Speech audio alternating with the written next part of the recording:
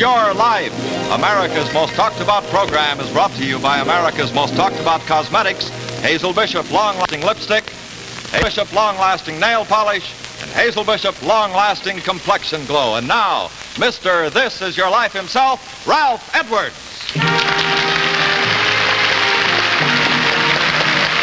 Seated here with me is a gentleman whose life was changed as the hands of the clock reached the hour of 8:15 one summer morning.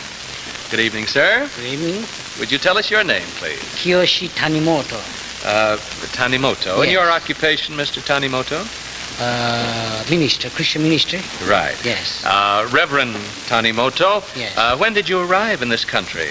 Well, let me see. I forgot. I mean, this time. 2 days ago. 2 days yes. ago. Have you ever heard of our television program, This Is Your Life? Well, this is my first time to have such many lights. And, well, we have one particular program here in America that we call This Is Your Life. Now, you thought, of course, you were going to be interviewed as a part of the work you're now doing, didn't you? What is that work, sir, that you are doing right now at the present moment? well, I brought a group of girls who have a terrible disfigurement on account of atomic explosion on Hiroshima. And you have accompanied these girls Yes, over. and we are hoping to have plastic surgery for them. Yes. Yeah. Well, now, you are going to be interviewed, like we said. But we've been working, and you didn't know this, you see. We may have a little surprise. Oh, is that right?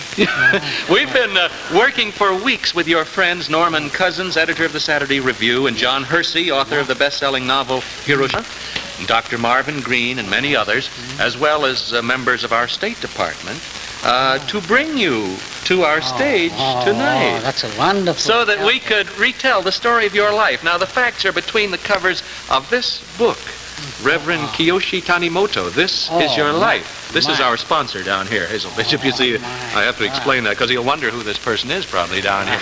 Anyhow, through this archway will come many people, you see, through this here. It says, This Is Your Life. Many people who have helped shape your destiny, and we hope you'll have some pleasant moments. And we hope, too, ladies and gentlemen, that you will have a better understanding of what it is to look into the face of atomic power.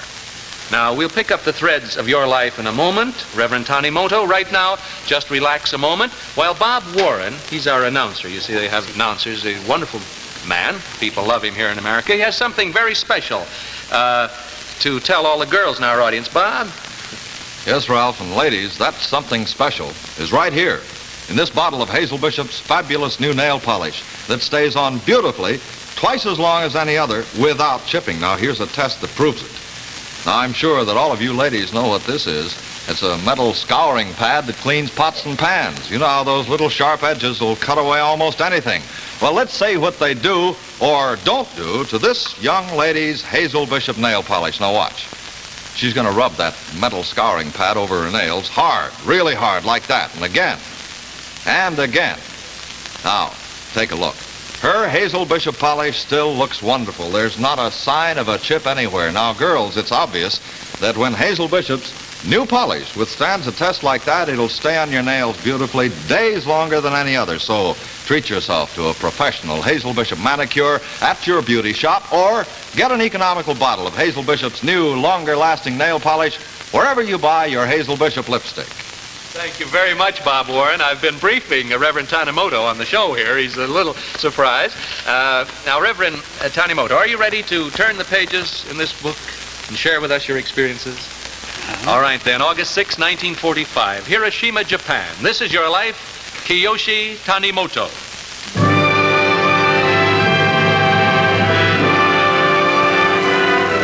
The morning is perfectly clear, and as the warm summer sun rises above the mountains which run around three sides of the city, it awakens a sprawling community of 245,000 people. The time is 6 a.m. Now, what were you doing at 6 a.m., Reverend Tanimoto?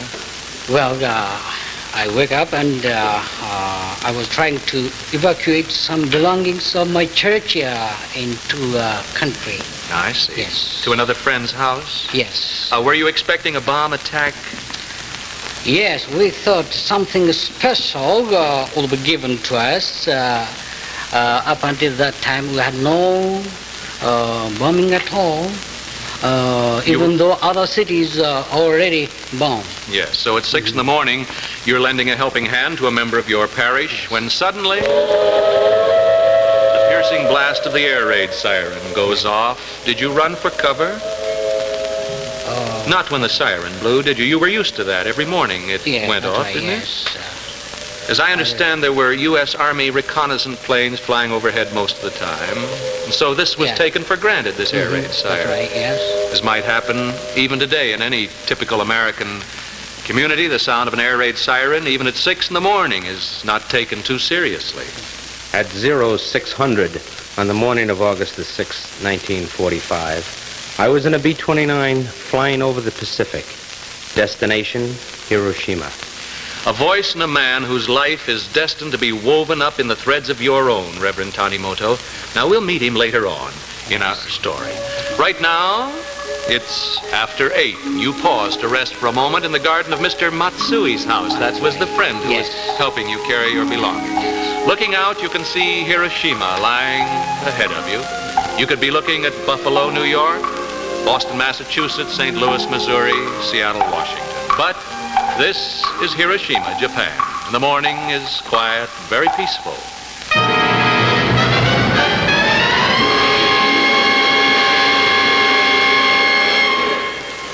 The time has come, that split second of eternity which comes in one way or another to every man in his lifetime. What did you do when you heard that bomb? Well, I didn't hear any sound, but I saw a strange flash running through mid-air and took a couple of steps into the garden and lied on the ground. And I felt strong blast of wind.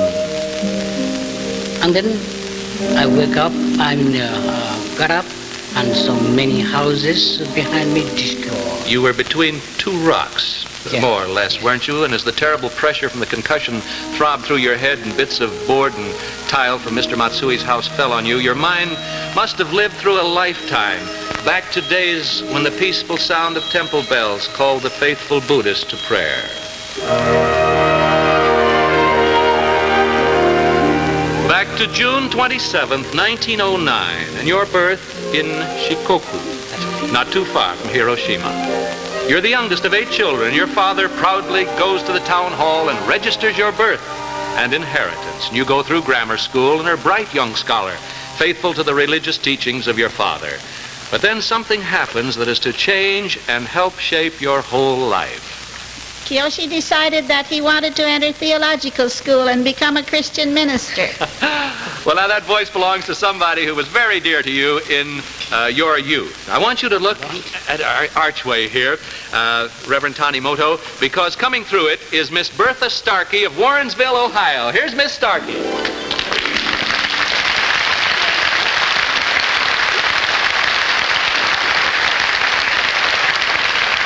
Miss Starkey, I know it's a wonderful meeting here. When did you first meet Mr. Tanimoto? After he graduated from high school, he came to Korea to visit his older brother. I was a Methodist missionary in Seoul at that time.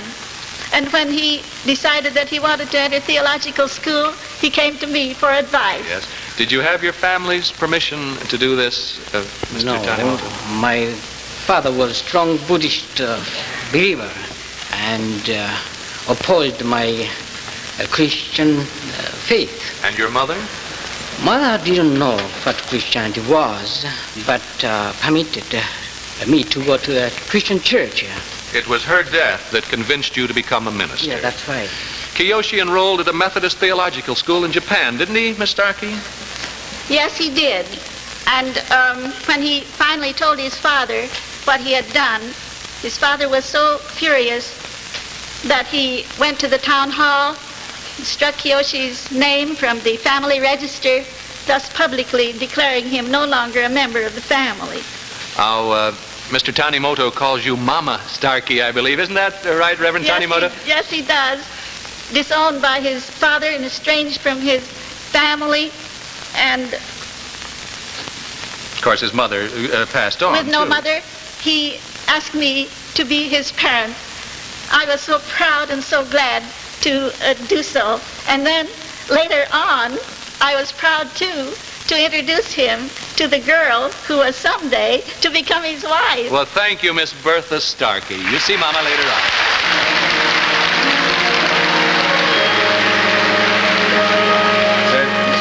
Big surprise. Big surprise, yes. This is 1937 now. You graduate from theological school with the highest honors. Your father returns the graduation invitation with a note saying, I do not know this person. And in Japan, the seeds of war are being scattered into Manchuria, into China. The military power is rising. But no thoughts of war are in your mind as you're appointed to the ministry. Did you get a parish right away, Reverend Yes, Tanimoto? I got a church in Kagoshima area, southern part of Japan, and served there for 3 years. Yes. But the bishop thought you should continue your education in America. Well, that's did he not? right, yeah. And with the help of Miss Starkey and others, you receive a scholarship to the Candler School of Theology, Emory University in Atlanta, Georgia. And just before you leave, one of your sisters arranges a reconciliation with your father. So with a great weight lifted from your mind, you depart for America. And in America, American slang was a problem to Kiyoshi, particularly the expression, bats in your belfry. Well, we'll have to hear more about this bats in the belfry. Do you recognize that voice, Reverend Tanimoto? Yes, I do. It belongs to one of your best friends whom you haven't seen in several years, a fellow student with you at Emory University and now pastor of the Springfield Methodist Church, Springfield, New Jersey, Dr. Marvin Green. And here is Dr. Green. What's this about bats in the belfry, Dr. Well, at Green? Emory University, the boys used to tease him a great deal about the American slang phrases. And Yes. they told him that if he would tell girls that they had bats in their belfry, it was very pleasing to them and very, very exciting. And so one time, crossing a bridge, some girls were coming along, and Tanimoto went up to one of them at our encouragement and Yes. said, have you got bats in your belfry? And it almost created an international incident. So, I got a wonderful education. What kind of an education? Was Reverend Tanimoto a good student, Dr. Very Green? good. He gave himself very thoroughly, all of the hours he had there, to his theological studies, to preaching in the churches, to speaking in youth groups, and in every way he was preparing himself for the ministry. Wonderful. Thank you, Dr. Marvin Green. Your paths are destined to cross again, as we shall see later on. Thank you very much.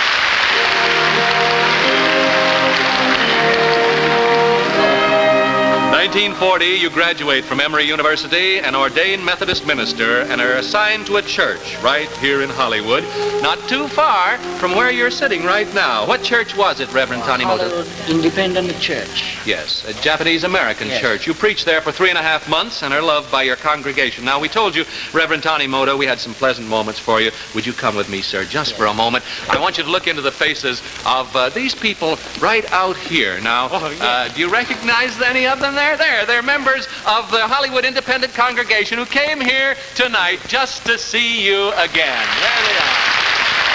You'll have a chance to reminisce with them after the show at a party Hazel Bishop has arranged in your honor at the Hollywood Roosevelt Hotel, where all our out-of-town guests have been staying.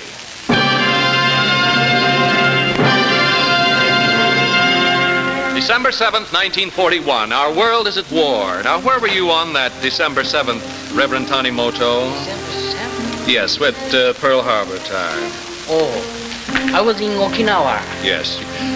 Yes, I was preaching there. Preaching in Okinawa. As a and you- minister, yes. Sir? As a minister of Methodist Church there. And you remain on Okinawa for several years, and are then 2 years, and are then transferred to a church in Hiroshima, where we started your story on August 6, 1945. Now, because of the nature of our This Is Your Life program tonight, our wonderful sponsor, Hazel Bishop, has asked that we omit our commercial at this time, so we'll not interrupt our story, and we're very grateful to our wonderful sponsor for this thoughtful gesture.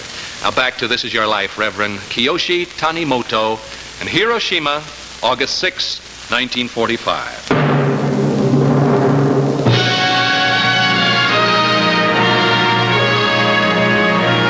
Time is standing still as our earth shakes to an explosion never before equaled.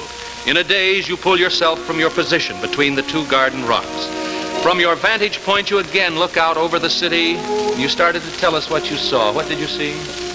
Well, I saw the whole city on fire. And many people running away from the city in silence. Their skin peeling off, hanging from face, from arm. But strange to say, in silence, it looked like a procession of ghosts. Did you know that Hiroshima had been the first city to feel the force of atomic power? Well, I didn't know what happened. But as your mind clears, you think of your wife and baby, your church, your parishioners, all somewhere in the enveloping dust. You start to run toward the city saying, "My God, help them." And looking down from thousands of feet over Hiroshima, all I could think of was, my God, what have we done? The voice again of a man whose second of eternity was woven up with yours, Reverend Tanimoto. Now, you've never met him, have never seen him, but he's here tonight to clasp your hand in friendship. Captain Robert Lewis, United States Air Force, who along with Paul Tibbets piloted the plane from which the first atomic power was dropped over Hiroshima.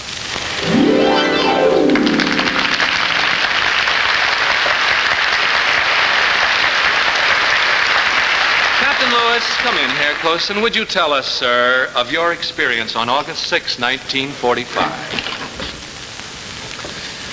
Well, Mr. Edwards, we left Tinian in the Mariana Islands at about 2:45 in the morning on August the 6th, 1945. Our destination was Japan. We had 3 targets. One was Hiroshima, one was Nagasaki, one was Kokura. About an hour before we hit the coastline of Japan, we were notified that Hiroshima was clear. Therefore, Hiroshima became our target. Just before 8:15 a.m. Tokyo time, Tom Farabee, a very able bombardier, carefully aimed at his target, which was the 2nd Imperial Japanese Army headquarters. 8:15 promptly, the bomb was dropped. We turned fast to get out of the way of the deadly radiation and bomb effects. First was a big flash that we got, and then the 2 concussion waves hit the ship. Shortly after, we turned back to see what had happened. And there in front of our eyes, the city of Hiroshima disappeared. Now, you entered something in your log at that time. As I said before, Mr. Edwards, I wrote down later, my God, what have we done? And so, Reverend Tanimoto, you on the ground and you on your military mission, Captain Lewis, in the air, both appeal to a power greater than your own. Thank you, Captain Robert Lewis, now personnel manager of Henry Heide Incorporated in New York City. In that split second when one atom bomb was exploded, 100,000 people were either killed or destined to die. 100,000 more were hurt. Were you hurt, Reverend Tanimoto? I was safe. But as you run along the highway into the city in search of your wife and baby, you're stunned by the human destruction which you see. Now, you've told us pretty much about this, Reverend Tanimoto. You've told us about what you saw. Fires have sprung up everywhere. Your way into the city is blocked. You keep running, trying to get to your home, your church. You apologize to people along the way because you are unhurt. 主人と私があんなところで会えたことは幸いでした。Yes, Reverend Tanimoto, it's true. From your home in Hiroshima, which you just left to surprise you, even as she did on August 6th, is your wife, Chisaka Tanimoto. Here she is. Sit there by your husband. Let her go in front of you. Mrs. Tanimoto, I think we really surprised your husband. Where were you when the bomb fell? 原子爆弾が落ちた時、私は高校で入って家の下敷きになりました。 What did your wife say, Reverend Tanimoto? I forgot. I was buried under the debris. Yes. Holding my baby Koko in my arms. Yes, and though completely dazed, you're able to extricate yourself, Mrs. Tanimoto, and you make your way through the streets until by a miracle you bump right into your husband. Now, Reverend Tanimoto, there follow days and nights of help and ministration to the wounded, You carry on, you comfort, you bring water to the thirsty, unable to move. You run for whatever medical help you can get. More often than not, unable to find it, you bring back rice cakes and biscuits instead. It's a week before news begins to leak out from official Japanese headquarters that the city had been destroyed by the energy released by the splitting of an atom. And then, Nagasaki feels the terror of the second bomb. And on August 15th, the Emperor of Japan broadcasts to the nation that the war is over. And out of the carnage that was Hiroshima at 8:15 a.m. on August 6, 1945, the Japanese people have built a new city. But 10 years later, all is not forgotten. There's still very visible signs of that terrible day which stand as living reminders of what atomic power can do. Dr. Green, you had something to say to us about this.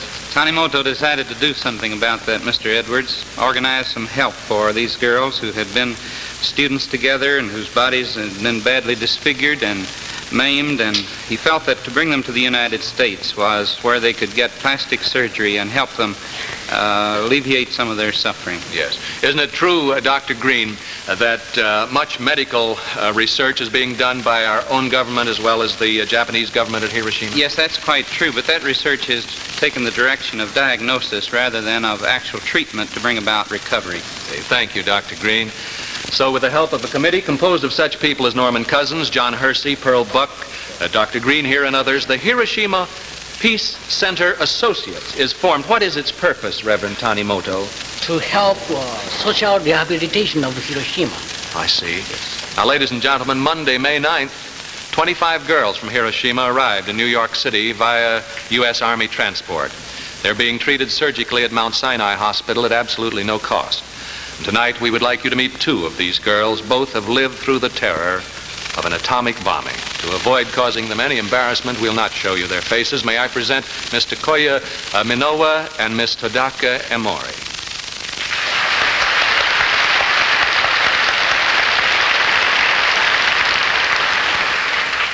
私たちはアメリカに来ることができ本当に幸せです。そして皆様が私たちにしてくださることを感謝しています。They said they're happy to be in America. Yes. And thank the United States for what they're doing now for them. Well, ladies and gentlemen, we'll have more to say about this important project in the next few moments. I know that you want to relax for just a moment. Mr. Tanimoto, one more joyful surprise for you. Your children, Koko, Ken, Jun, and Shin, and here they are. All the way from Hiroshima. Come on, Ken, Jun, and Shin.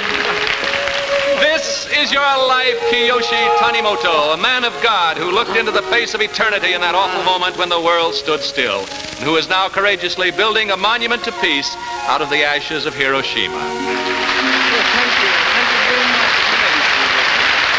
In a moment, Reverend Tanimoto, we'll look into your future, which you, ladies and gentlemen, can share. But first, here's Bob Warren.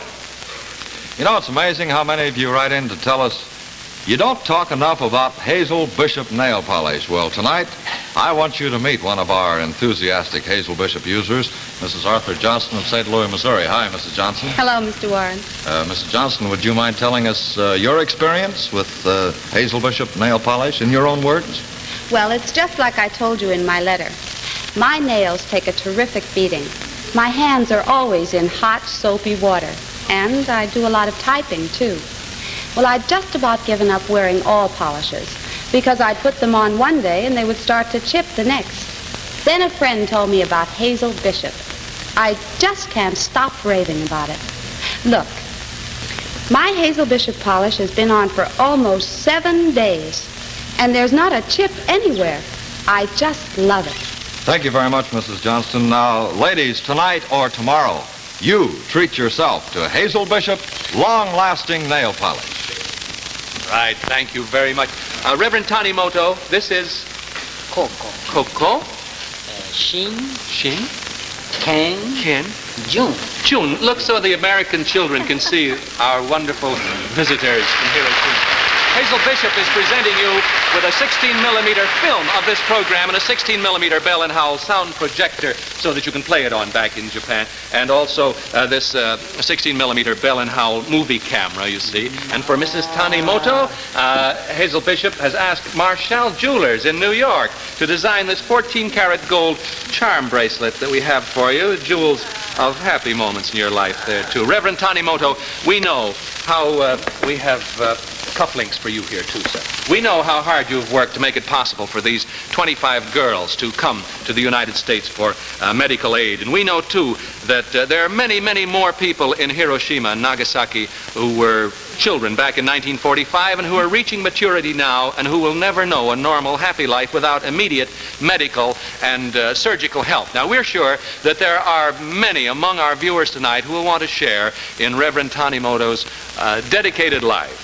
Now, you can do so by sending your contributions right now, large or small, to Maidens, Box 200, New York 1, New York. Now, you'll be making it possible for teams of American and Japanese doctors to work together on the spot to provide necessary treatment. And Mr. Edwards, on behalf of the entire crew that participated in that mission, my company and my lovely family, I'd like to make the first contribution. Thank you, Captain Lewis, very much. And on behalf of our... Here, you better hold the money for a while. On behalf of our wonderful sponsors, Hazel Bishop and Prel Shampoo, gee, I better say shampoo right, you know. They're the sponsors, Prel Shampoo. May I present you with these two checks for $500 each from Hazel Bishop and from Prel Shampoo. Twice I much. Thank you, Captain Lewis, very much. I know that our audience will be just as generous as you are, for this is the American way. The address again, Maidens, Box 200, New York 1, New York. And we'll give you all a report next week. This is your life, Kiyoshi Tanimoto. May God grant you and your family and all of us a world in which we and our children can live in eternal peace.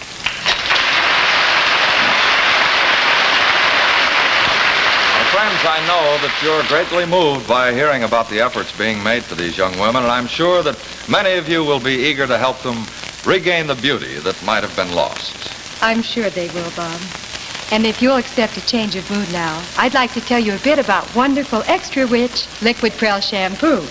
That's the thrilling new companion to Prel in the Tube. Of course, you know, Pat, that new Liquid Prel is the only liquid shampoo that's extra rich, with radiant beauty in every drop.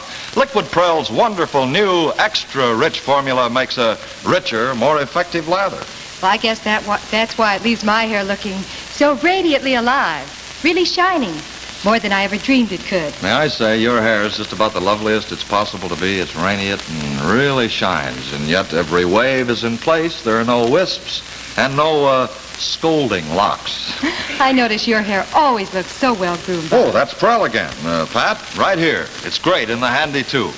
Well, we both love Prel. Why don't you get Procter & Gamble's new extra-rich Liquid Prel, friends? It's the radiant shampoo for that radiantly alive look. Right you are. Don't forget to send in your contributions, ladies and gentlemen.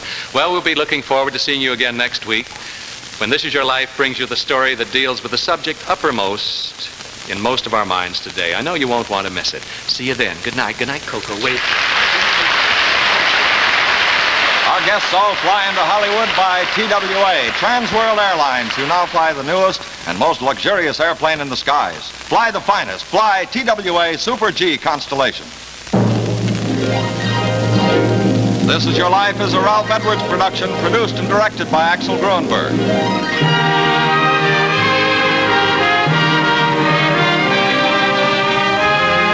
This Is Your Life has been brought to you by Hazel Bishop, long-lasting lipstick, nail polish, and complexion glow.